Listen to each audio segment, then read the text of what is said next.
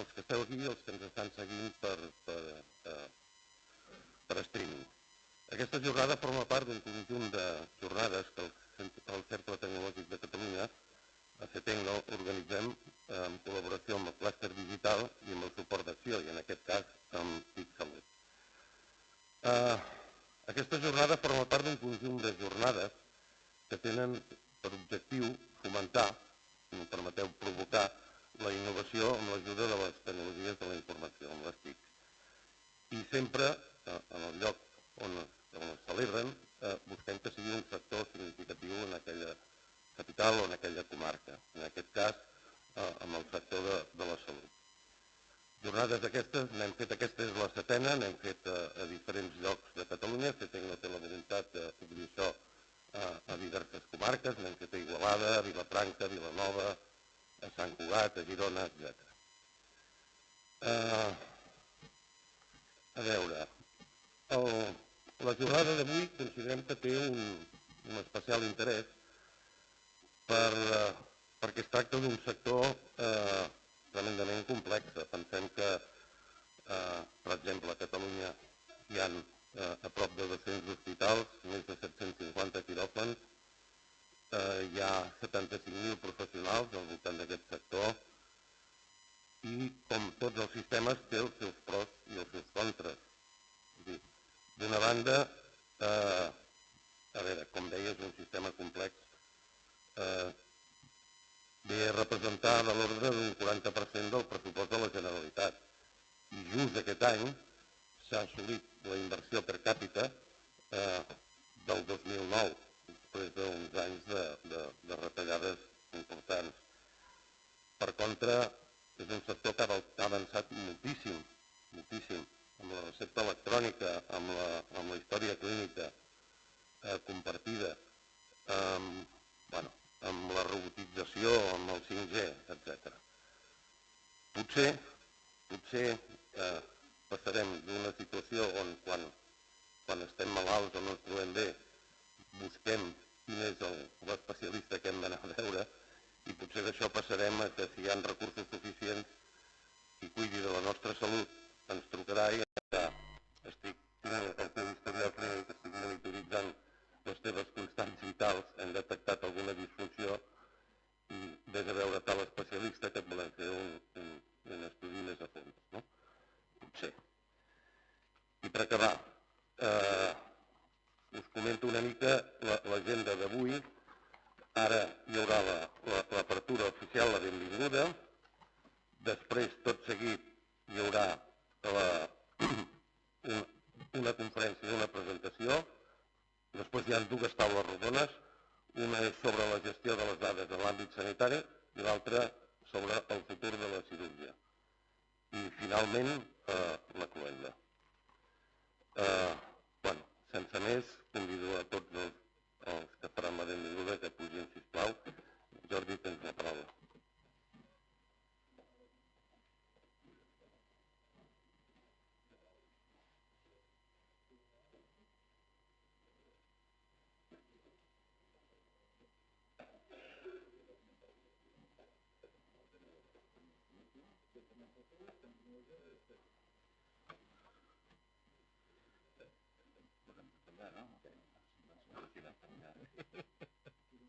Com heu vist, tenim una mica el protocol una mica per endreçar. Primer, bon dia a tothom. Com a president del CETECNO, per mi és un petit honor poder després presentar una sèrie de gent que està aquí a la taula. I en tot cas, abans, que és el que formalment es fa en aquests actes, es volen donar els agraïments a la gent que ha permès que això passi. No és menor que es faci a Mataró. Ho dic perquè molt sovint tenim una tradició que tots aquests actes s'han de fer a Barcelona. I jo crec que és molt bo que el debat sobre tecnologia o els debats que a vegades tenen components en aquest nivell comencem a crear la cultura que això també es pot fer més enllà de Barcelona. I per tant jo crec que és rellevant que aquest tipus d'actes, com abans explicava en Francesc Noguera, també s'estagin en el conjunt de Catalunya. Demostra la capacitat, la capil·laritat que té Catalunya. En aquest sentit li vull agrair també al TIC Salut, en Josué, la seva col·laboració. Fa molts anys que ens coneixem i sé que ens coneix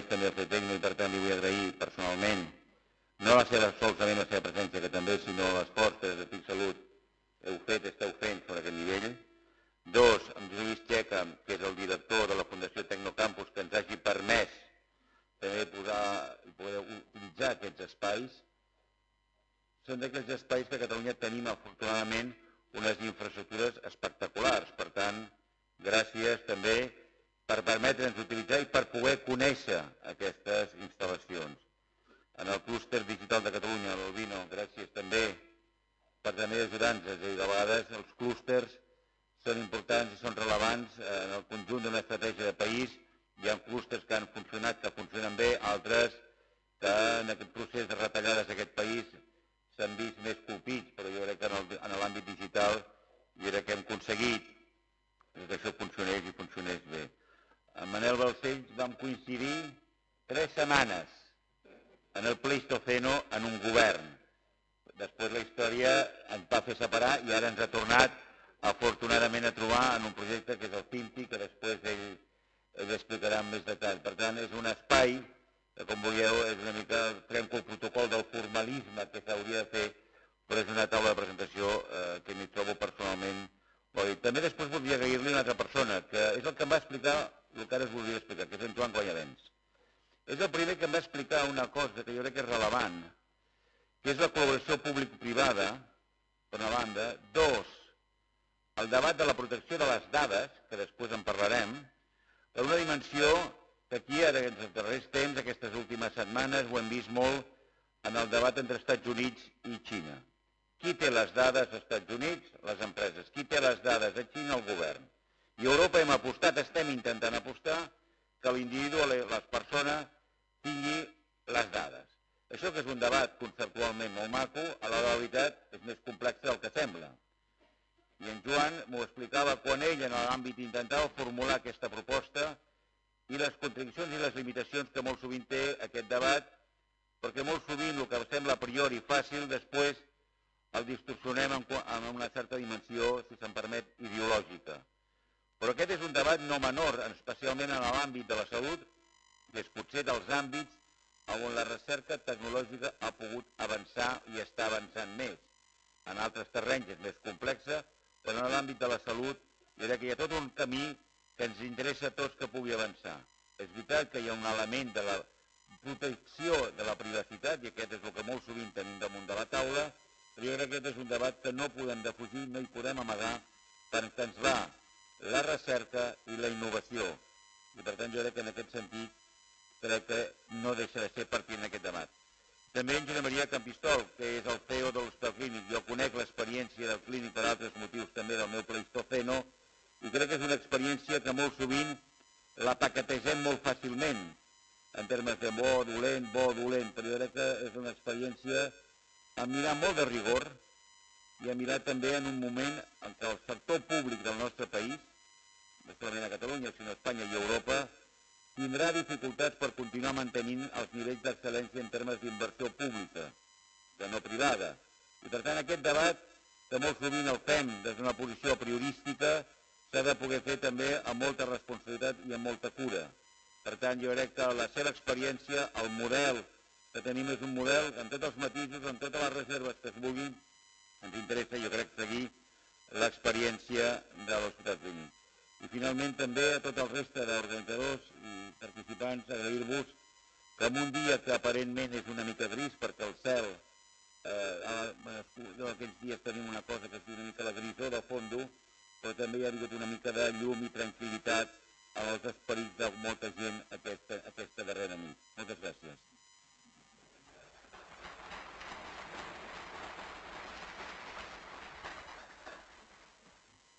Moltes gràcies, Jordi.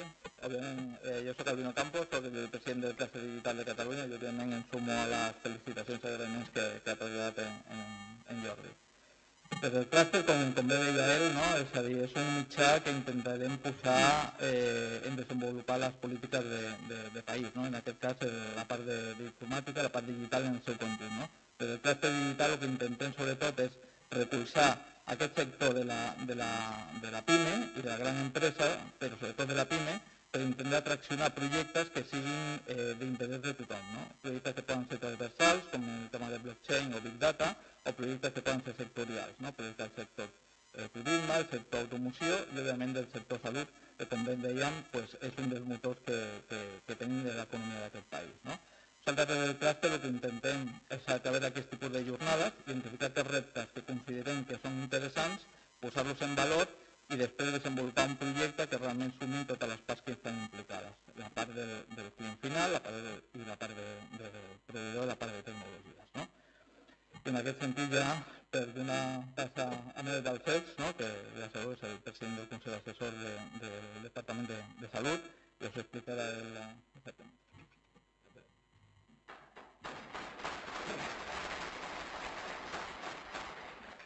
Molt bon dia, doncs, a tots i totes.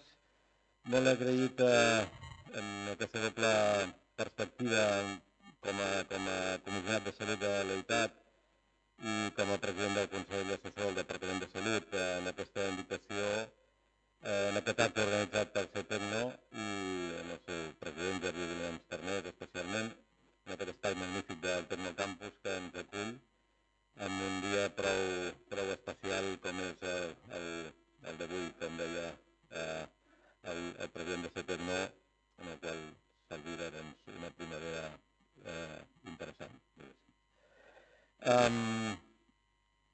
Per què és interessant aquesta jornada d'innovació tecnològica i des de la perspectiva del Consell Assessor del Departament de Salut, que és el motiu pel qual m'adreço a vosaltres en aquesta inauguració?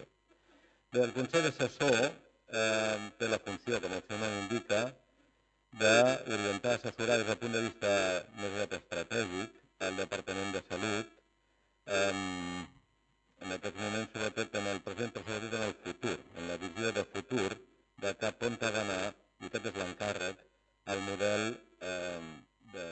de salut, assistencial, de recerca, d'innovació, però el model que ha de primar en els futurs anys, sobretot en un departament que no tan sols, com es deia abans, té el 40% de la despesa del conjunt de la Generalitat, sinó que té competències plenes pel que fa a l'atenció sanitària de la població de Catalunya. Per tant, si després converteix en operatiu qui fa la gestió és el Departament de Salut i el Consell té l'obligació, i a més, sortosament tenim un Consell de persones que són de gran prestigi en el sector, de reflexionar i veure cap on han d'anar les coses en el futur immediat i en el futur a llarg termini. Aquesta reflexió és important perquè, i d'aquí ve que sigui tant d'interès com la innovació tecnològica implica. Hi ha dues evidències clares. Avui dia fem una anàlisi de què està passant no només a Catalunya sinó a Europa, al món en general. No? I els canvis demogràfics són evidents importants. I els canvis d'orientació amb aquesta perspectiva d'una vida més plena i més llarga. No? Europa s'està envellint i està augmentant, lògicament, la cronicitat. Aquest és el gran repte que tenim. Com podem atendre millor a la nostra gent amb una perspectiva d'una vida més llarga i amb uns requeriments més importants. És a dir, abans la gent moria d'infeccions, no? Ara la gent, sortosament, té una esperança de vida molt alta i amb unes perspectives d'una qualitat de vida alta, també. I això és clau en un estat de benestar i en un món en el qual nosaltres vivim sortosament, en el qual l'atenció a les persones està com un tema prioritari. Aquesta és la primera evidència. La segona és que si continuem fent les coses com ara, el sistema no és sostenible. No és sostenible. Això és evident aquí i és evident al conjunt d'Europa. No podem continuar fent més del mateix. No podem continuar posant més diners, encara que incrementem i que caldria incrementar el percentatge del PIB per assimilar-nos als països més capdavanters d'Europa. Encara que fem això, no seria sostenible. Per tant, la innovació és imprescindible. No hi ha la recerca, sinó la innovació, l'aplicació d'aquesta recerca per resoldre els problemes i els reptes que el sistema mateix ens origina. I en aquest sentit les TIC són importantíssimes. No només les TIC, tota la innovació en processos, la innovació tecnològica en general, i les TIC és una d'elles. Per tant, hem d'introduir la innovació com a element clau en un canvi que no només és la tecnologia per la tecnologia, sinó que és la tecnologia com palanca de canvi d'un model diferent. Hem de plantejar fer les coses diferents, segurament amb uns arrels professionals diferents. Probablement la idea que tenim clàssica del metge, i jo soc metge, la idea clàssica del metge haurà de canviar, la idea d'infermeria haurà de canviar, hi ha noves professions que estan emergint i que estan introduint-se de forma clara i imprescindible, hi ha tot el tema de la utilització de les dades que avui es parlarà, que és un canvi substancial en com orientar la resolució dels problemes, hi ha tota la tecnologia aplicada que alhora que és una oportunitat també pot ser una amenaça. És a dir, la tecnologia per la tecnologia no ens serveix. No ens serveix. La tecnologia ha de ser un instrument per resoldre problemes. I hem d'introduir elements de cost-eficiència a l'hora d'introduir tecnologies.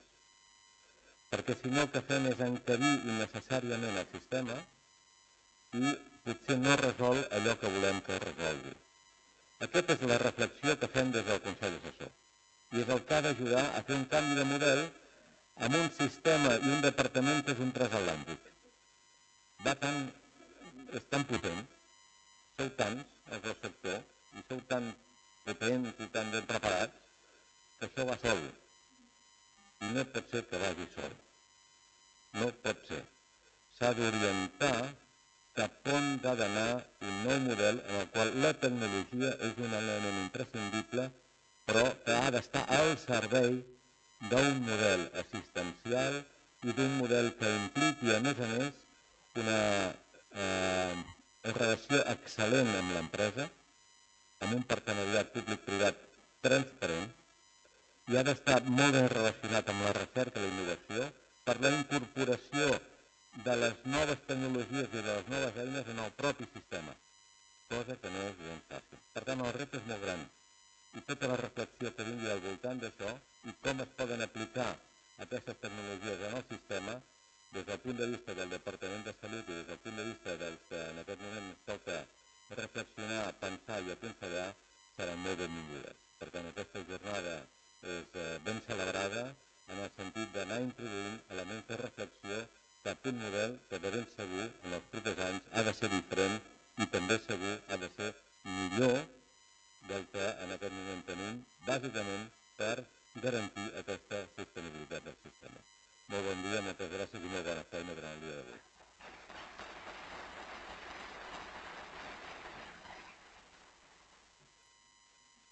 Molt bon dia a tothom. Doncs jo agafo la pilota que m'ha passat a l'amic Manel i he dit, ostres, tot això de fer aquest canvi de temps que està pensant el Consell Assessor, com movem aquest transatlàntic? Doncs aquesta és la missió que té encomanada la Fundació TIC Salut Social. Per que no ho sapigueu, la Fundació TIC Salut Social és una fundació que estem aquí en el Tecnocampus, depenem del Departament de Salut i la nostra missió és marcar l'estratègia i ajudar en la innovació tecnològica aplicada en l'àmbit de la salut i en l'àmbit social. I això és el que fem. Tenim l'oportunitat de fer col·laboració público-privada. Per tant, tots els projectes que fem els podrem fer sempre treballant d'una banda l'administració, el Departament del sector de salut, però també amb les empreses tecnològiques. Per tant, el nostre repte, el que tenim sobre la taula, és com millorar la relació amb tots vosaltres, com ser capaços de totes aquelles innovacions tecnològiques que estem fent, com les podem traduir perquè siguin sistèmiques i puguin anar a millorar tot el sistema de salut. Una de les coses a destacar és que des del maig de l'any passat la Fundació és el DPD del sector públic de salut, és a dir, més de 30 entitats des de l'ICS al propi departament. Des de la Fundació tenim aquesta responsabilitat de vetllar per tot aquest tema de les dades. Una feina gens fàcil, per cert, però que també ens està empenyent en aquesta reflexió de com s'han d'utilitzar les dades, quin suc en podem treure i com les podem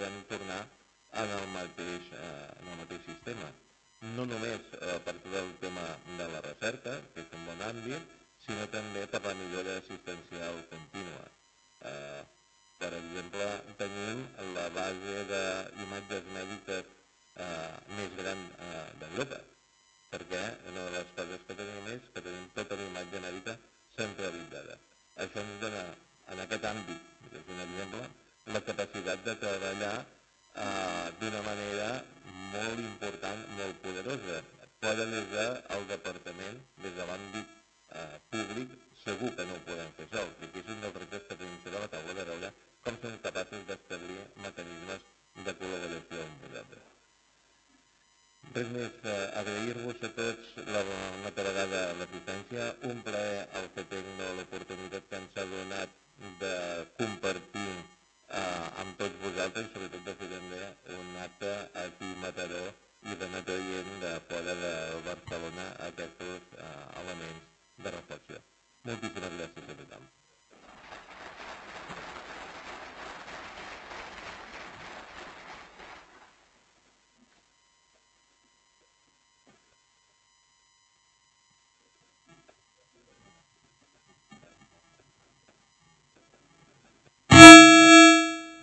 Bé, ara té la paraula el doctor Josep Maria Campistol, director i seu de l'Hospital Clínic de Barcelona. Doctor Campistol.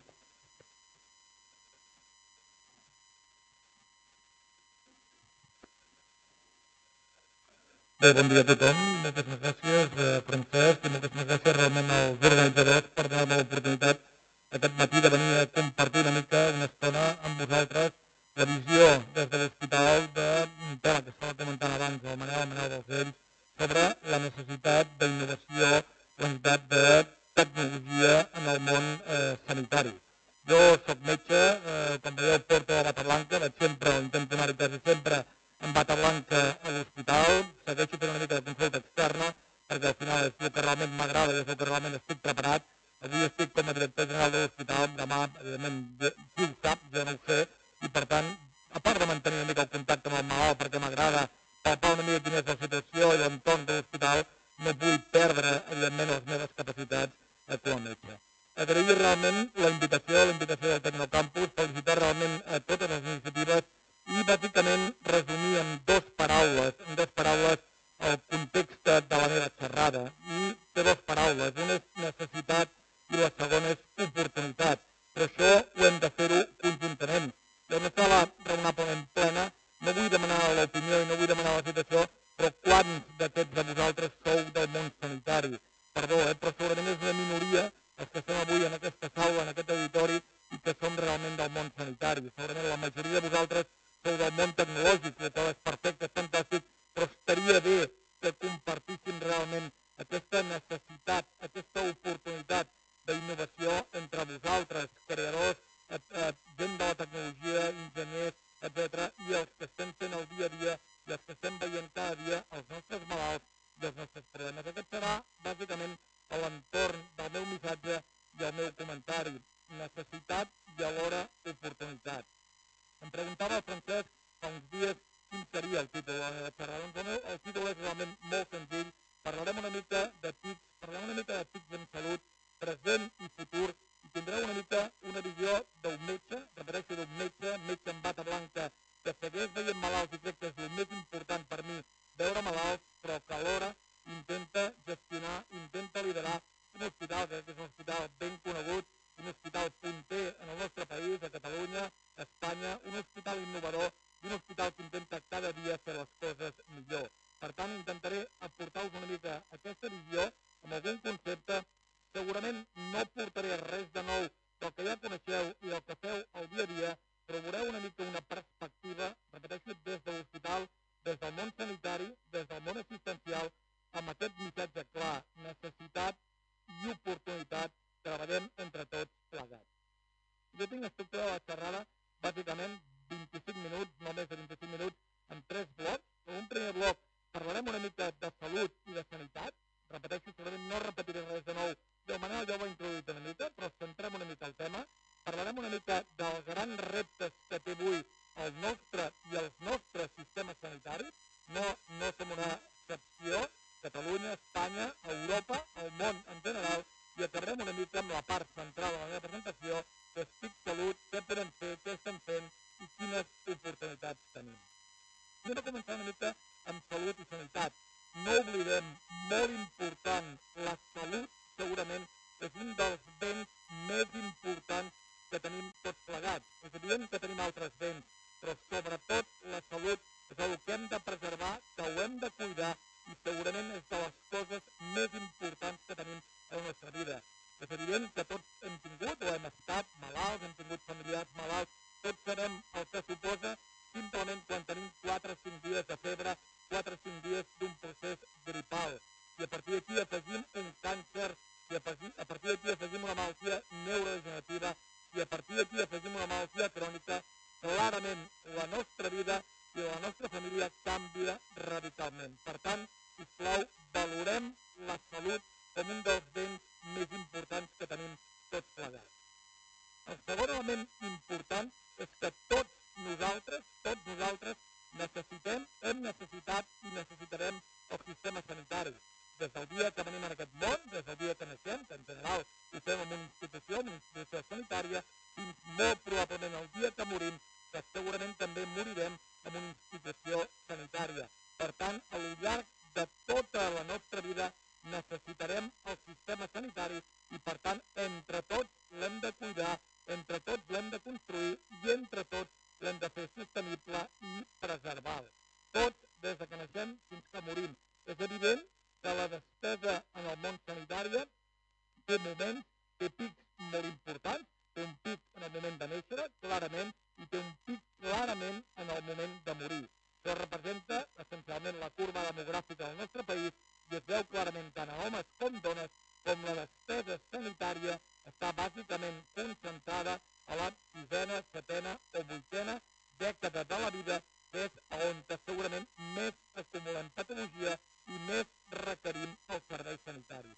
Però no oblidem el primer missatge clarament de que tots, al llarg de la nostra vida, nosaltres i la nostra família, requerirà aquests serveis sanitaris, per tant, tots plegats hi hem de col·laborar. Servei sanitari català, jo diria, amb altíssim nivell, comparat realment amb Europa i comparat amb Estats Units, primer nivell realment de serveis sanitaris molt actius, cobertura universal i simplement, fixeu-vos bé, l'activitat d'aquesta cartera de serveis públics durant l'any 2017, l'abast realment del que estem parlant. Estem parlant de que pràcticament 6 milions de ciutadans d'aquest país van requerir l'atenció primària, 6 milions sobre una població de 7 milions i mig, estem parlant pràcticament d'un 80% de la població catalana en algun moment va requerir els serveis d'atenció primària, més de 600.000 altes hospitalàries, de les quals pràcticament la meitat són quirúrgiques, això vol dir que a Catalunya es fan cada any més de 300.000 cirurgies, població 7 milions i mig, una xifra realment molt important, amb tot l'impacte, evidentment, del part, de l'embaràs, etc.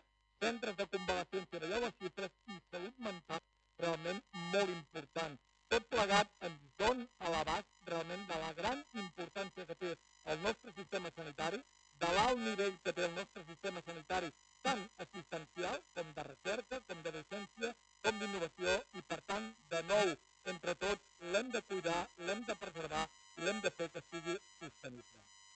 I el tercer element que també comentava el Manel i que volia compartir amb vosaltres, l'envelliment progressiu de la nostra població, Catalunya, Espanya, Europa. És bo que, evidentment, envellim tots plegats en el sentit que prolonguem la nostra supervivència, però és evident que aquest envelliment progressiu de la població tindrà i té un impacte important en els sistemes sanitaris. Realment és bastant espectacular quan fem les curves demogràfiques, evolutives, països més desenvolupats, països menys desenvolupats i països en vies de desenvolupament. I podeu veure realment la transformació tremenda de la nostra curva demogràfica, Catalunya, Espanya, Europa, Estats Units, Japó, etc. Però podem veure com a la resta de països cada vegada més estan tendent amb una curva demogràfica de molta prevalença de gent gran, de molt envelliment, el qual vol dir que estan veient abans, de molta sobrecàrrega, clarament, del nostre sistema sanitari. Junt amb l'envelliment, com deia abans, i això és positiu, expectatives de vida. Tots nosaltres tenim avui unes expectatives de vida, les dones, 85 anys, els homes, 80, 81 anys, probablement els nostres fills tinguin avui unes expectatives de vida al redor dels 100 anys. I es considera que la població que està naixent avui a Catalunya pugui estar clarament per sobre dels 100 anys. I és evident que l'envelliment està relacionat amb la patologia. L'element més important per emmalaltir és, a certa gran, és l'envelliment. Per tant, és un element important que cal tenir en compte. Per tant, salut, element molt important de les nostres vides. Tots nosaltres necessitem i necessitarem el sistema sanitari i clarament aquest allargament, aquest augment de les expectatives de vida, aquest envelliment, té i tindrà un impacte important en els sistemes sanitaris. Per tant, en aquest context, quin és realment el repte que té avui aquest sistema sanitari? El primer element, com deia abans, és aquest envelliment progressiu de la població, directament relacionat amb l'envelliment de la població, la cronificació de la patologia, la cronificació del malalt com a element important. L'envelliment, sense cap dubte, és l'element patològic més important que té qualsevol espècie animal, i l'espècie humana no és una excepció, per tant, element important. Clarament hem de tendir cap a una medicina de les 4 P's, una medicina que sigui personalitzada, una medicina que sigui participada, una medicina que sigui preventiva i una medicina que sigui predictiva. Aquest és l'objectiu, aquesta és la tendència i tots plegats hem d'anar cap a aquest objectiu de la medicina de les 4 P's, repeteixo, personalitzada, participativa, preventiva i predictiva, perquè creiem que és l'única possibilitat de que el sistema realment tingui valor i que el sistema realment sigui sostenible. I finalment un element important, que tots ho sabem, la saturació realment del sistema. La saturació del sistema és important per moltes raons, evidentment venim i sortim de la crisi econòmica i això va impactar, però a part, no ens n'oblidem, cada vegada tenim població més gran, cada vegada tenim més demanda, cada vegada tenim malalt més crònic i per tant tenim un sistema clarament saturat. I un últim element important, element probablement de falta de previsió del nostre país. Altres països, no ens enganyem, tenim una manca important de professionals. La tenim avui i la tindrem demà. I clarament vivim en un món molt globalitzat, per tant els professionals canvien de lloc, canvien de destí i això ens provoca realment dificultats. Això ja és una realitat avui en el nostre país i ho serà realment més important en el futur almenys immediat.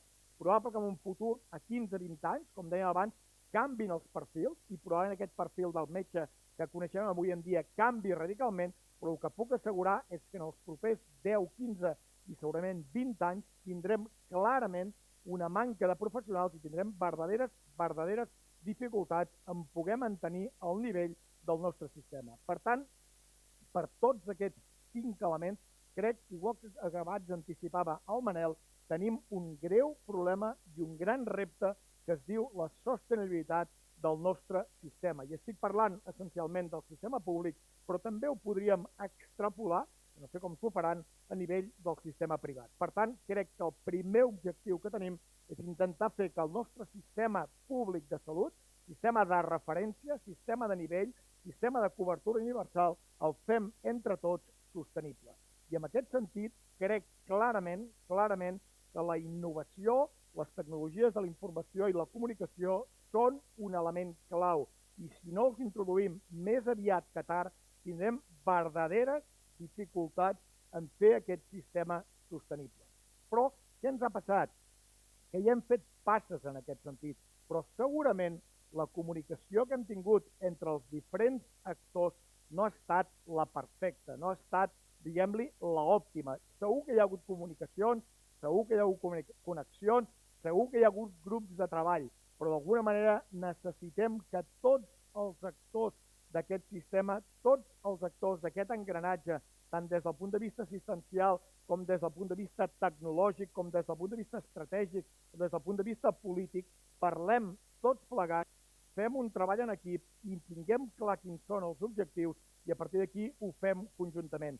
Si no ho fem conjuntament, tenim el risc realment de tenir verdaderes dificultats en el sistema, de fer determinats elements o determinats projectes que siguin poc eficients o que tinguin poca resolubilitat. Per tant, un segon missatge que dèiem, necessitat dues oportunitats, treballem plegats perquè crec que és l'única manera de poder aconseguir aquest sistema sanitari que sigui sostenible i que d'alguna manera dongui resposta als nostres malalts i també a la nostra societat. I el tercer element, que és la part central de la meva xerrada, volia explicar una mica com veiem des de l'hospital i com veig jo una mica el rol realment de les TICs en aquest món sanitari amb una visió clarament assistencial però alhora amb una visió de gestió. Segurament, de nou, no aportaré cap novetat aquí, segurament tots, si féssim una reflexió, arribaríem a les mateixes conclusions, però plantejaré oportunitats i opcions que tenim tots plegats si de nou fem aquesta feina conjunta i fem aquest treball conjunt.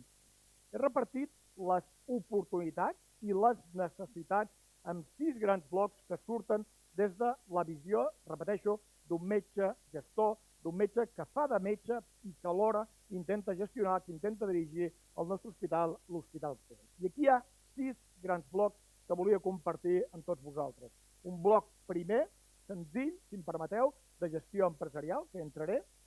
Un segon bloc de gestió de dades de pacients, la comunicació i la interoperabilitat. Jo estic utilitzant alguns conceptes de TIC, salut social, que crec que són bons i que van en aquesta línia.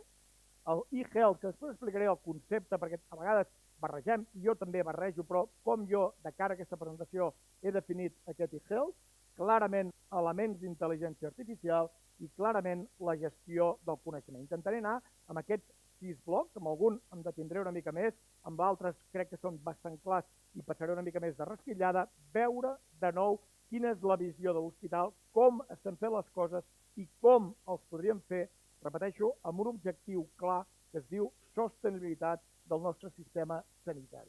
Gestió empresarial, no hi ha cap dubte, gestió administrativa econòmica, gestió de personal. Ho deia també abans en el Manel, Catalunya, 40% del pressupost de la Generalitat és salut o sanitat, 40%. Treballem pràcticament 100.000 persones en el sector salut pública de Catalunya.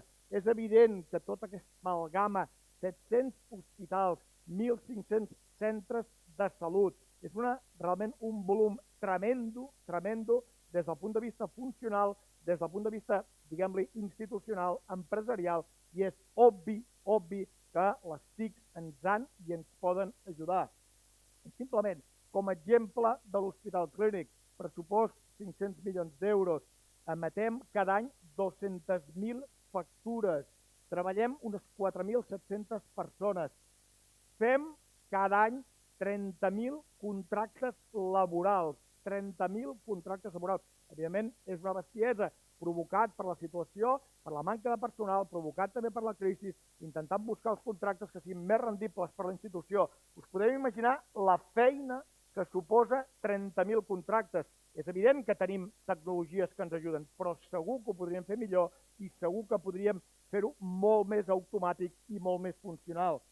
Cada any roten per l'hospital pràcticament 1.000 fellows d'arreu del nostre país, de Catalunya, d'Espanya, d'arreu del món, de Sud-amèrica, 1.000 persones que fan una estada a l'hospital. Roten cada any uns 500 alumnes de la Facultat de Medicina, de Bioenginyeria, d'Infermeria, d'altres facultats. Tenim un munt de suplències del nostre personal, tenim les carreres professionals.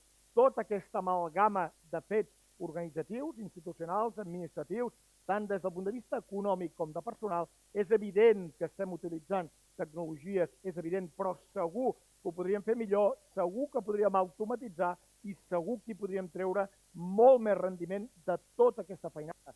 Nosaltres, els altres hospitals del país, les àrees bàsiques i al final el conjunt del sistema. Per tant, un primer element clar que a nivell de la gestió empresarial, la gestió administrativa de les institucions, les TICs clarament ens estan ajudant i clarament ens han d'ajudar i ens poden ajudar més del que estem fent avui en dia. Un segon element molt important és la gestió de dades de pacients, element clau. No estic parlant encara de la història clínica, després en parlaré, estic parlant de la gestió de dades de pacients. I aquí hi ha una gestió administrativa que us ho explicaré i l'entendreu, i una gestió des del punt de vista assistencial, i aquí sí que parlem de la història clínica electrònica, de la història clínica informatitzada. Però simplement un apunt en aquesta gestió administrativa, i us posaré un exemple. Catalunya, 7 milions i mig, hospitals, àrees, distribució. És evident que tenim la patologia distribuïda i tenim la patologia compartida. Aquest procés administratiu és evident que el podem tenir introduït en els nostres sistemes d'informació i que ens ajudarà a canalitzar i a ordenar. És evident que cap hospital, ni el Clínic, ni Vall d'Hebron, ni Bellvitge, pot assumir tota la gestió d'aquest procés i, per tant, aquí hi ha una gestió administrativa dels nostres pacients des del punt de vista de funcionalitat i des del punt de vista de distribució, i que en el metge que està atenent un malalt a urgències o la consulta li consti la procedència d'aquest malalt o consti una mica quin és el circuit administratiu d'aquest malalt de manera fàcil, entenible i de gestió, òbviament ens ajuda. I, per tant, aquest caire administratiu de la gestió dels nostres pacients a Catalunya i arreu del món resulta absolutament bàsic, i a vegades tenim també dificultats perquè no hem desenvolupat correctament l'eina que ens ha d'ajudar en aquest procés. Accidents i cobertures assistencials. Sabem que tots, quan conduïm un cotxe, una moto o un altre vehicle, tenim una cobertura sanitària. Aquest pacient que arriba a l'hospital procedent d'un accident hem d'identificar que no té en aquests moments una cobertura pública, sinó que té una cobertura obligatòria d'accidents. I això, igual que el 27 o 28% de la nostra població té una doble cobertura sanitària. Identificar, racionalitzar això és evidentment molt important perquè, de nou, estem ajudant, estem fent aquest sistema sostenible. Però, tots ho sabem, és a vegades més fàcil entrar per al brot gros que no identificar determinades companyies o determinades mútues que tenen pacients coberts i que no els estem identificant perquè el sistema segurament no li hem donat instruccions o no ens està ajudant prou. Per tant, hi ha una primera tasca que entenc que no és central, però que ens pot ajudar, de gestió administrativa de les dades de pacients i que ens pot ajudar de nou en l'objectiu de la sostenibilitat del nostre sistema sanitari. El punt central de les dades de malalts és, òbviament, la història clínica electrònica, la història clínica informatitzada. No és tan antiga aquesta imatge. Aquesta imatge té entre 10 i 12 anys en el nostre hospital. La majoria d'hospitals de Catalunya l'han avui eliminat. Aquesta història clínica, farragosa, escrita a mà, etc., que era absolutament infumable, però no oblidem que encara hi ha determinats hospitals, pocs del nostre país, però alguns de l'estat espanyol i molts països europeus que segueixen treballant amb aquest format absolutament escrit, amb tots els inconvenients i amb totes les dificultats que comporta realment el fet de no tenir la història electrònica, de no tenir la història realment ordenada. Però, repeteixo, no és una imatge tan antigua, estem parlant de 10, 12 anys, hem progressat molt, crec que ha sigut un pas decisiu, hem de seguir treballant en aquest objectiu i encara ens queden determinats reductes i en determinats hospitals a fora de Catalunya i determinats països que segueixen treballant essencialment amb una història en paper i amb la dificultat que això comporta d'interoperabilitat i sobretot una mica d'estructuració de les dades de malalts. Tots a Catalunya hem progressat en diferents formats de història clínica electrònica, formats més o menys agradables, amb les dades de malalts, amb diferents formats, amb dades radiològiques, com dèiem abans, amb dades de laboratori, amb dades d'imatge, amb molta informació, amb formats IPA que són més agradables per l'usuari, per al metge, per l'infermera, etc., en el qual compartim molta informació des del punt de vista de farmàcia, de prescripció, molta informació específica des del punt de vista terapèutic, amb temes d'hemofiltració, diàlisi, etc., molta informació, pas endavant, pas absolutament que és irreversible i que hem de seguir amb aquesta línia, però tots sabeu que seguim encara amb dificultats amb aquesta història realment electrònica, amb aquesta història, diguem-li, informatitzada. És un pas important i molt decisiu, però sabem que en general la informació que hi ha és un llenguatge natural, per tant difícil realment de codificar. En general la informació no està categoritzada i això òbviament a l'hora d'extreure informació és una limitació important. Clarament en aquest marc d'aquest programa, d'aquesta història, ens falten elements de suport a la decisió, tant a la prescripció com en el diagnòstic, molt important, la prescripció farmacèutica, en el diagnòstic, a l'imatge, clau, i que els hem d'introduir i que els podem introduir. Clarament ens manquen elements de control, d'alarma, a clínica, per determinats elements, per determinats processos, per determinats diagnòstics, determinats elements de laboratori.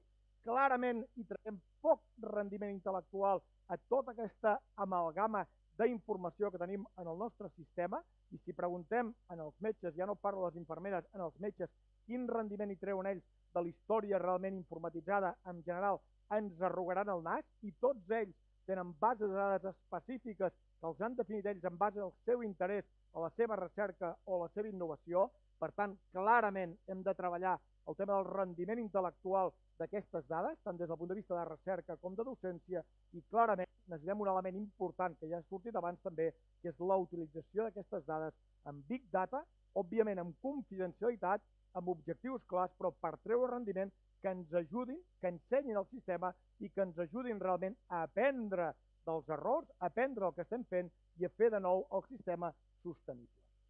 És evident que hi ha determinats programes que ens poden ajudar. El Watson d'IBM és un exemple, el tema de Savannah d'interpretació de dades de text lliure és un altre exemple, però crec sincerament que hem de seguir treballant plegats, la gent del món tecnològic, amb els metges, amb les infermeres, per veure una mica el que necessitem, per entendre el que estem fent i que a partir d'aquí tinguem eines i tinguem elements que ens ajudin a la presa de decisions, a les alarmes, a l'hora realment de decidir què estem fent amb aquell malalt o els algoritmes realment de decisió. Un tercer element important, i crec que aquí hem fet una altra vegada un pas endavant molt important en aquest país, aquí a Catalunya, és el tema de la comunicació i la interoperabilitat. I aquí de nou tornem a aquesta història electrònica, aquesta història informatitzada, compartida, que d'alguna manera ens ha ajudat moltíssim amb aquest element. I aquí hi ha dos elements importants que crec que realment ens poden servir a l'abast del que estem parlant. Un, el malalt, el pacient. El pacient ha d'estar en el centre de la nostra feina, i aquest pacient que ja té accés avui a molta informació, clarament l'hem d'empoderar perquè ens ha d'ajudar, evidentment, en aquesta medicina que dèiem de les 4 P's, en aquesta medicina participada per al pacient. Si el malalt, si el pacient no té un rol a la sanitat, no té un rol a la seva malaltia, difícilment ens en sortirem. Per tant, clarament aquesta comunicació, aquesta interoperabilitat juga un paper molt important amb l'empoderament del malalt, afavorint realment la presa compartida de decisions i que el malalt sigui conscient de la seva situació, de la seva patologia i que podem anar absolutament a l'illa. I el segon element, clarament molt important i és un pas endavant decisiu i és en part, òbviament, molt important gràcies a la història clínica compartida, a la història clínica electrònica, és la interoperabilitat assistencial. I en aquest sentit no ens enganyem, el fet de compartir aquest coneixement entre tots, el fet de la primària, els hospitals comarcals, tots tinguem el mateix repositori, tots puguem veure pràcticament online la informació, ens ajuda moltíssim. I això, repeteixo, crec que és un element que hem aconseguit en aquest país, però no tots els països europeus ho tenen, ni tot l'estat espanyol té aquest desenvolupament. I això és un element essencial realment d'aquesta història única, compartida, en la qual des del clínic puc veure el que s'ha fet a la Vall d'Hebron o des de l'assistència primària poden veure el que es fa al clínic o el que es fa a la Vall d'Hebron o el que es fa a l'Hospital de Puigcerdà. Per tant, element molt important, necessari, hem de seguir treballant, hem de seguir millorant i hem de seguir compartint aquesta informació, bàsicament per tractar el millor possible el malalt, de nou per fer-ho sostenible, per no repetir exploracions i de nou per guanyar temps a les tasques assistencials. Clarament, telemedicina. Tenim ben introduïda la telemedicina? No. Tenim unes oportunitats tremendes de telemedicina en el món de la dermatologia, en el món de la radiologia, en el món de la connexió entre la primària i l'especialitzada.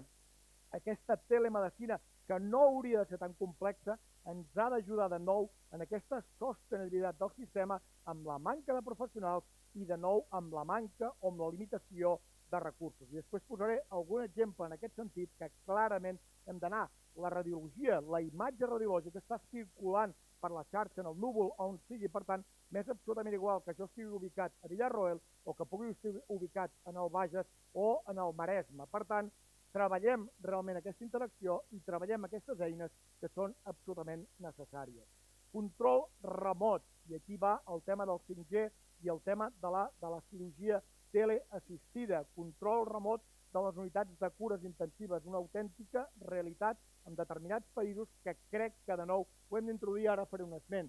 Cirurgia remota. Aquest any en el mòbil hem fet un pas endavant amb aquesta cirurgia teleassistida. El pas següent és des de la fira, des del mòbil, des d'on sigui, dirigir, fer una cirurgia teleassistida amb robòtica amb un malalt situat a Villarroel. Això és perfectament factible i crec que de nou la tecnologia 5G ens ha d'ajudar en aquest sentit. I clarament tots aquests elements de comunicació i interoperabilitat ens ajuden amb l'assistència, amb la docència, amb la recerca i també ens ajuden amb la cooperació sanitària, que crec que és la voluntat de tots plegats. I estic parlant de països, evidentment, en vies de desenvolupament, tant des del punt de vista assistencial com des del punt de vista docent.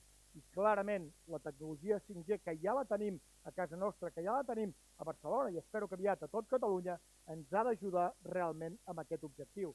Tots recordem, fa un parell de mesos, la cirurgia en el context del mòbil, cirurgia teleassistida. Doctor Lafi en la fira, cirurgians en l'hospital, en el quiròfan Optimus, i a partir d'aquí dirigint el doctor Lafi aquesta cirurgia. El pas següent és el doctor Lafi o un altre cirurgià de l'hospital a nivell remot, robot, i a partir d'on sigui, a través de la tecnologia 5G, no poder dirigir, sinó poder fer aquesta cirurgia. Després hi ha una taula rodona de cirurgia, segur que sortiran realment tots aquests elements, a part de la intel·ligència artificial, en el món de la cirurgia, que crec que si ho treballem plegats és una autèntica realitat, si no avui, demà o demà passat. Clarament, la teledermatologia, el diari de Sevilla del dijous passat, problemes amb dermatòlegs, no hi ha dermatòlegs a l'estat espanyol. A partir d'aquí, telemedicina, hospital central, i a partir d'aquí coordino i controlo dermatòlegs o metges de família d'exactament 25 localitzacions diferents d'Andalusia. I a partir d'aquí resolc el 75% dels problemes dermatològics de la població. I a partir d'aquí tinc un grup, que pot ser un o pot ser en col·laboració, un metge prenent decisions amb un altre metge a l'altre cantó, i a partir d'aquí faig un seguiment. La telemedicina, dermatologia, radiologia, cirurgia, etc., és avui una realitat i hem de fer una realitat. El control remot quirúrgic, que és una realitat amb determinats centres d'Estats Units, que des d'un hospital es controlen 4, 5 o 6 UCIs. Per què? Perquè aquestes pantalles els podem tenir a la UCI o els podem tenir a 2.500 quilòmetres de distància en time, i estic veient exactament en aquell moment quines les condicions d'aquest malalt. Per tant, jo, que sóc un expert en intensius, que no és el meu cas, perquè sóc nefròleg, puc donar, evidentment, recomanacions a gent que segurament no té tant expertís com jo. Per tant, estem veient que estem transformant els hospitals en lloc de seus, sales, unitat de cures intensives, en llocs de telecontrol, on des d'allà controlem el que està passant amb diferents seus, amb aspectes completament diferents. I és evident que en la seu corresponent hi haurà un altre professional, un metge o una infermera, que seguirà les nostres indicacions, però que nosaltres podem tenir aquest control remot del malalt a nivell realment de la UCI, de l'hospital, o també, com veurem ara, del domicili. eHealth, concepte global que defineix el Randstad com la tecnologia que millora la nostra salut. Jo ho sento, però avui poso encara en dubte aquesta afirmació. Estic segur que si treballem plegats i anem conjuntament, serem capaços, gràcies a la tecnologia, de millorar la salut nostra, dels nostres ciutadans i dels nostres pacients. Però avui crec que encara estem lluny d'aquest avanç, de que la tecnologia ens ajudi a millorar la salut de tots plegats. Eurecat parla realment d'eHealth i parla de diferents coses que jo he parlat. Jo avui volia, bàsicament, quan parlem d'eHealth en aquest context, la interacció amb les apps, amb el mòbil del malalt, amb el seu centre hospitalari o amb el seu centre de primària. Tots plegats, pràcticament tota la població tenim un smartphone, tots tenim determinades apps que ens hem baixat. Per què no connectem aquest mòbil amb el nostre metge de capçalera o amb el nostre hospital? I aquesta connexió del malalt, del pacient, del ciutadà, amb el seu metge de capçalera o amb el seu hospital, ens permet realment aquest control remot del malalt, d'alguna manera un control molt fàcil i una prevenció de les descompensacions d'aquest malalt crònic, que és el nostre gran problema, i evitar realment la freqüentació a urgències o evitar descompensacions. Avui és molt fàcil fer un control del sucre a casa, de la tensió, de la saturació d'oxigen, de les constants vitals i enviar-li aquesta informació en el meu metge. Per què no fem aquest seguiment estricte d'aquest malalt crònic que segurament evitarem la freqüentació a urgències, les descompensacions? Perquè ja estic veient que aquesta persona de 70 anys amb una malaltia respiratòria porta dies que no va bé, té una mica de febrícula, té tos i m'està desaturant. Per què d'esperar que estigui completament descompensat per anar al metge de capçalera o anar a urgències? Si jo actuo prèviament, segur que evitaré tot això, descompensacions, i segur que limitaré, evidentment, les anades a urgències, i segur que això té un impacte important a nivell sanitari i, òbviament, per al malalt. Estic valorant, creant una espècie de semi-pseudo, no dic UCI, dic unitat de monitorització a domicili amb caire no invasiu, que no té pràcticament cost i que és absolutament senzill. I clarament, eines de medicina preventiva, d'aquest estil de vida saludable, que ens poden ajudar i que a vegades tots estem una mica obsessius, si hem corregut tant, si hem tingut la freqüència cardíaca tanta, que no sé realment avui què ens estan aportant, a part de vegades el nostre ego, però que si ho fem globalment, preventivament i a nivell sanitari, segurament ens pot ajudar. Per tant, clarament aquest eHealth ens pot ajudar, el nostre telèfon ens pot ajudar, la connexió amb el nostre metge de primària o amb el nostre hospital ens pot ajudar, i això pot clarament reduir la freqüentació a urgències i, sobretot, les descompensacions d'aquest malalt crònic. Clarament, ja estic acabant, intel·ligència artificial, element clau que hem d'introduir avui a la nostra pràctica clínica diària. Ho tenim bastant informatitzat. Per què no introduïm elements d'intel·ligència artificial a l'hora de presa de decisions del diagnòstic i terapèutic? Hi ha molta feina feta, però n'hi pot haver més i ens pot ajudar moltíssim. Quan hem de decidir quina exploració radiològica jo faig, puc fer una radiologia simple, puc fer un TAC, puc fer una ressonància. Si ho faig protocolàriament i ho faig en base a eines que m'han ajudat i que he ensenyat, segur que sóc molt més eficient. Exactament igual des del punt de vista diagnòstic que des del punt de vista terapèutic. Elements de control i supervisió, estic cometent errors constantment des del punt de vista de prescriptiu, perquè no ho puc tenir tot al cap, però evidentment hi ha programes, hi ha eines, hi ha informació, hi ha documentació que em permeten ajudar a l'hora de presa, a l'hora d'interaccions de fàrmacs, a l'hora d'al·lèrgies, i que em pot ajudar. Ho tenim introduït avui? Poc introduït en els nostres sistemes. Hi ha alguna alarma, però clarament hem de treballar per millorar-ho.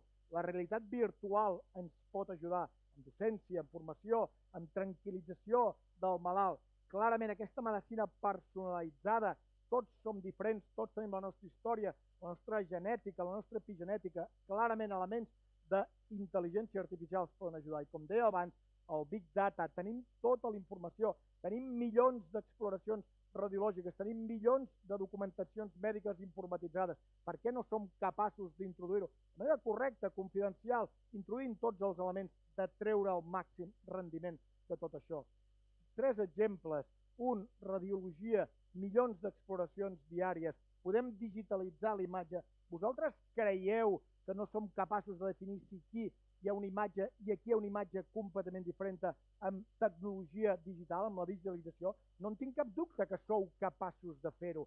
Si som capaços d'identificar la nostra cara amb un smartphone, imagineu-vos la dificultat, simplicitat, de veure que aquí tenim una imatge més densa, una imatge que ha canviat respecte a la mamografia de fa un any i que probablement és sospitosa de tenir un càncer. Això són elements d'intel·ligència, d'aprenentatge, que clarament ens han d'ajudar i que clarament han d'automatitzar molta de l'exploració que fem per afavorir de nou el sistema i per fer el sistema sostenible. Anatomia patològica, mils de biòpsies cada dia a Catalunya, biòpsies de colon, biòpsies de càncer, biòpsies de pulmó, biòpsies de pell. Ja ho tenim en part automatitzat. Creieu que no podem digitalitzar aquesta imatge radiològica? Creiem que no som capaços realment d'identificar que això és un càncer respecte a la superfície normal del colon? Segur que tenim eines tecnològiques per poder-ho fer. De nou, si amb un smartphone podem diferenciar i identificar la cara de tots nosaltres, és evident que treballant tot això plegats de nou amb els patòlegs, amb els informàtics, amb els enginyers, etc., hem de ser capaços, evidentment, de desenvolupar aquestes eines que ens han de permetre automatitzar una part important de la nostra feina. Realitat virtual, clarament, senzilla, barata. Tenim avui alguna evidència de la realitat virtual al nostre país? Molt poca evidència. Segur que hi ha projectes, però n'hi ha molt poca evidència. I la realitat virtual ens pot ajudar a nivell professional, docència, recerca, innovació, formació, i clarament en el malalt el pot ajudar amb una cirurgia, amb una exploració radiològica, amb una entrada a l'hospital. Ho tenim poc desenvolupat, és barat, és senzill i segurament ajuda. De nou, elements d'intel·ligència, elements de col·laboració entre els professionals per treballar i per fer el sistema de nou sostenible. I acabo ja amb aquesta diapositiva, la gestió del coneixement. Tenim tots molt coneixement. Tenim l'e-learning introduït en els nostres hospitals, als nostres centres. Ho sento poc, molt poc. Seguim anant a congressos, seguim anant a reunions, seguim fent molta feina presencial quan en part ho podem fer tot molt en e-learning. Per tant, tots de nou hem de treballar amb eines. Hi ha determinades institucions que ho estan fent, però clarament aquí hi ha un recorregut molt important en tot l'e-learning que ens pot ajudar moltíssim a la formació, als nous professionals, als nous metges, a les noves infermeres, a les nous auxiliars, que no cal que ho fem presencialment i que segurament serà molt més rendible per al sistema i també per als professionals. I acabo ja dient que no oblidem que la salut és un bé molt important per tots nosaltres que cal preservar, que la sanitat representa un dels pilars fonamentals de la nostra societat, que és un sistema complex, multifuncionat i tensionat aquí i arreu, que el canvi demogràfic i la cronicitat tindrà un impacte molt important a nivell de la sanitat, que la tecnologia, les TIC i la innovació representa un element molt important d'eficiència i sostenibilitat del sistema, que eHealth globalment resulta imprescindible el treball en equip multidisciplinari entre tots per introduir aquests elements, per millorar aquests elements i per desenvolupar eines amb eficàcia i també amb funcionalitat. I finalment, no oblidem que en la tecnologia no ens pot fer perdre de vista l'aspecte humà de la sanitat. Això és tot i moltíssimes gràcies.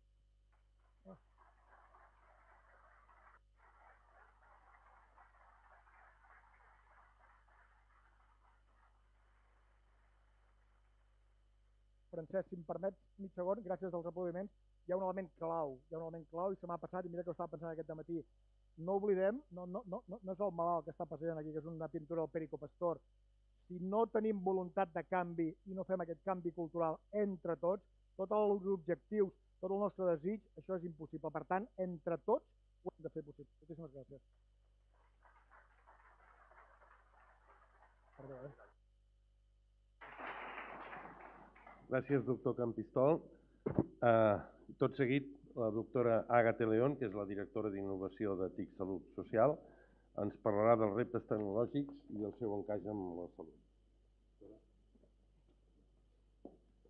Bueno, moltes gràcies a tots per estar aquí i la veritat és que amb la conferència del doctor Campistol és difícil que jo torni a parlar de reptes perquè ha fet un meravellós resum de tot això. Aleshores, em centraré potser una mica més, donat que jo ho he explicat també, en quines coses estem fent ara realment per assolir aquests reptes. Aquí som nosaltres, ja ho he dit abans, el Josué Sallent. Nosaltres som un organisme del Departament de Salut que ens encarreguem de facilitar aquesta transformació del model sanitari de salut mitjançant les tecnologies de la informació i la comunicació. I si hem de parlar de reptes hem de veure on estem, i estem aquí. Estem en aquesta quarta revolució industrial, i estem en aquest món d'internet de les coses, estem en xarxes, estem en una digitalització absoluta, per tant, estem aquí. I aquest és un resum que fa la Societat Europea d'Innovació i Tecnologia. És un paper de fa pocs mesos, de desembre del 2018, i ells parlen de quines són les tendències que tenim i quines són les reaccions que nosaltres hem fet. I aleshores, com ha comentat el doctor Campistol, envelliment, la societat està digitalitzada i per tant la sanitat també. Aquesta personalització, aquesta P que es comentava abans, i aquest apoderament. Les persones, no els pacients, les persones estan apoderades i aleshores volen utilitzar aquesta digitalització per tots els àmbits de la seva vida. I quines són les tendències, que des del punt de vista, quina ha sigut la reacció a aquestes tendències que hem vist a salut? Pues clarament estem anant a una medicina molt més preventiva i molt més predictiva. De fet, crec que el concepte de salut està canviant. Ja no és aquest evitar estar malalt, sinó tota aquesta cultura del benestar, de menjar bé, de fer esport i de tenir una medicina molt més personalitzada fent servir totes aquestes eines d'intel·ligència artificial que avui tenim. I, òbviament, el concepte de patologies cròniques, perquè són aquestes patologies cròniques les que, malauradament, tenen un cost sanitari tan important. I després, òbviament, el concepte del remot, d'aquesta digitalització ens està permetre fer un control remot. Aquest és el dibuix que Europa fa quan parla d'innovació, tecnologia i salut. I on estan els TICs? Estan a tot arreu. Si parlem de prevenció i de predicció, òbviament la intel·ligència artificial, la genòmica, també en aquesta personalització, en aquests tractaments oncològics absolutament persones dependents, tota la mobilitat, tots els dispositius mòbils, tots els sensors estan aquí per ajudar a l'envelliment de la població i de l'apoderament de la població sigui una mica millor. La robòtica i la telemedicina, o en aquest model d'atenció no presencial. Això probablement no us sona, això es diu Latitude i és el pla estratègic d'aquí, del nostre país, d'atenció no presencial de la Generalitat. I això és un model que es desenvoluparà en els propers 5 anys, per posar ordre a tot aquest univers de les apps, dels sensors i de com és possible que tota aquesta informació que els diferents dispositius poden generar siguin integrats i fer-los interoperables amb la resta de sistemes que tenim d'informació. Això, com es deia, es diu Latitude, i l'altre concepte que us poso aquí és Em-Connecta i forma part del pla estratègic de mobilitat de nou del departament. I els sistemes de salut, aquesta digitalització, els sistemes... Això se m'ha anat? Sí. Els sistemes... Millor? Sí, vale. Els sistemes de salut i aquesta digitalització i aquesta gestió de les dades de salut que comentàvem abans i, òbviament, també l'e-learning. No ens hem posat d'acord, no, jo no sabia de què anava a parlar el doctor Campistol, però bueno, ja són molts anys de compartir assistència sanitària. Aquest és un informe, quan es parla de reptes en salut, es va fer fa no gaire una roda de premsa a la Societat de Salut Digital i aquest informe sobre l'estat de la transformació digital a Espanya en els darrers 10 anys i posaven aquests 10 reptes dins del nostre sistema i tots ells s'han comentat aquí. La cronicitat, el pacient com a eix central, la imatge, la telemedicina, els open data. Si nosaltres parlem d'aquesta mateixa situació, aquí a Catalunya, com sabeu, cada any fem un mapa de tendències i veiem quin és l'estat, quina és la distribució de les TICs a nivell de Catalunya. Podem veure com estem, quines són les dades que tenim des del punt de vista d'utilització de la realitat virtual aquí al nostre país, la intel·ligència artificial, robòtica, com estan els sistemes d'informació, fins a quin punt aquesta història clínica compartida s'està fent servir en els diferents centres i la ciutadania, com la tenim d'implicada o quan sabem d'ella quan apliquem nous models. I aquest és un paper que m'agrada molt, que parla de salut digital i de reptes.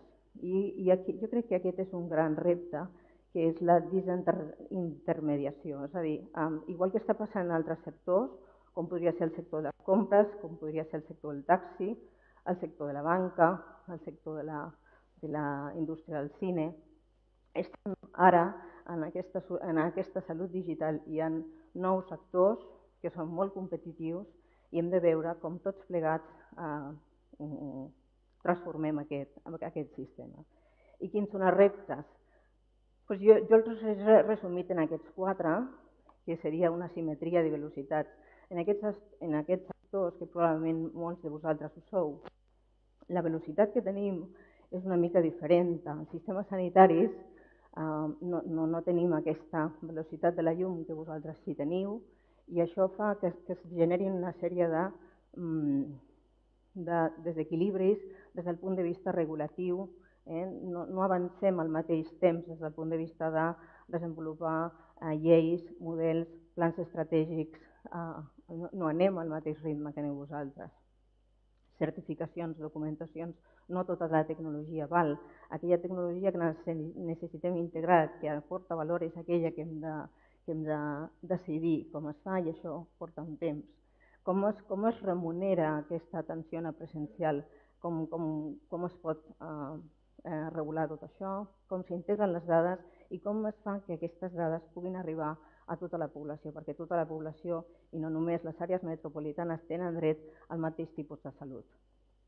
Aquí de nou apareix el concepte que us comentava abans del model d'atenció no presencial, aquest pla estratègic, i del pla de mobilitat. No parlarem ara perquè no és el moment. Quin és un altre dels reptes? La governança de les dades. Hem parlat abans. Una cosa són les dades administratives i la seguretat, la ciberseguretat de les dades, i una altra cosa és la protecció de les dades dels ciutadans en termes de salut. I com comentava abans el Josué, nosaltres som els delegats de protecció de dades aquí a Catalunya. I aquest és un esquema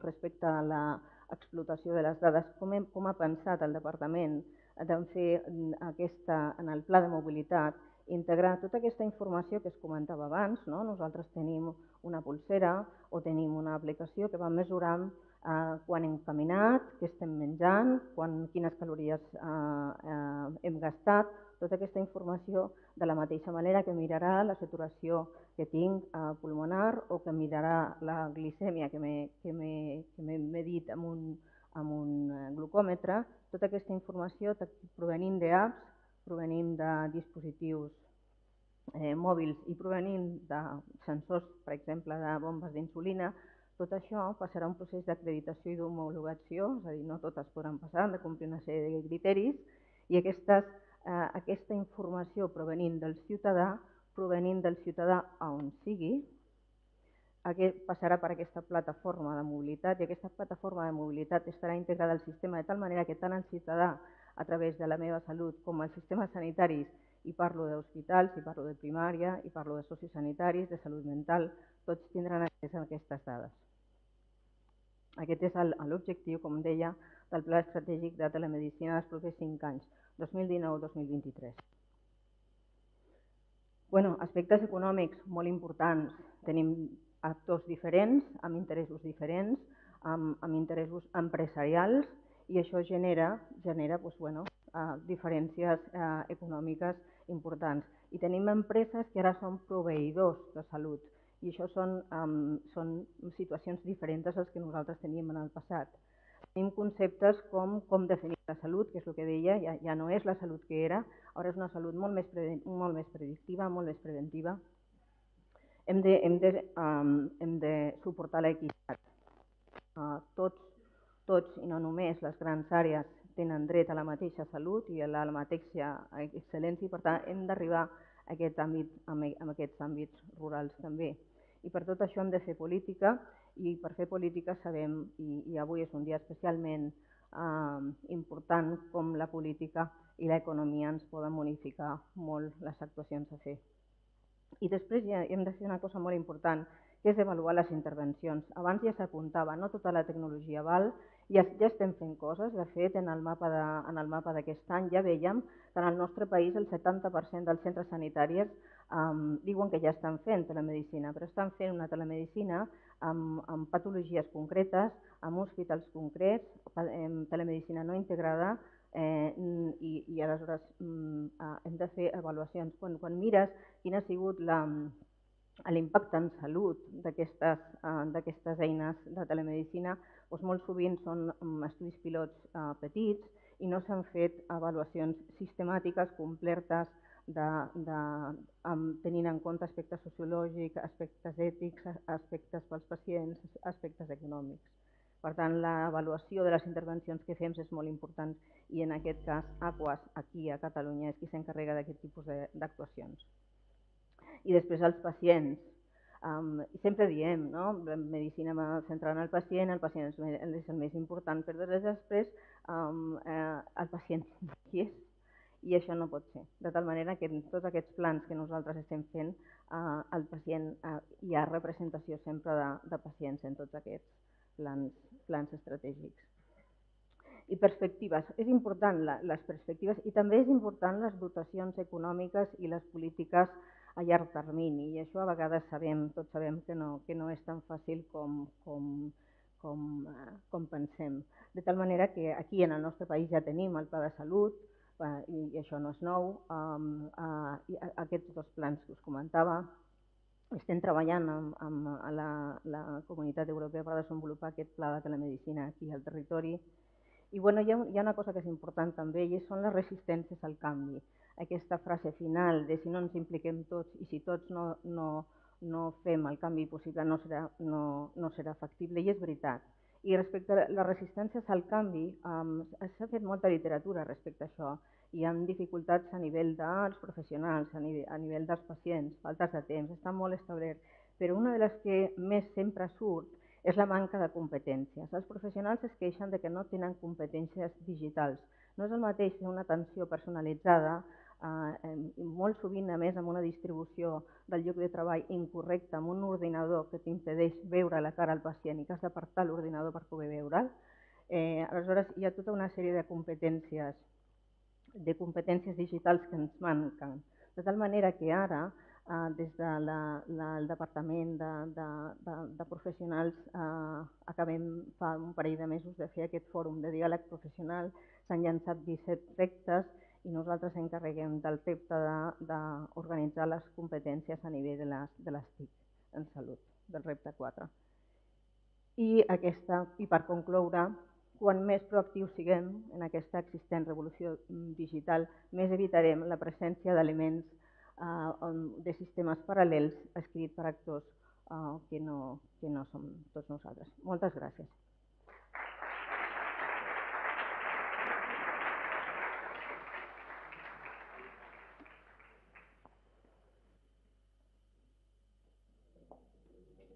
Bé, moltes gràcies, doctora Gateleón. Ara tenim 30 minuts per fer un cafè just aquí al costat.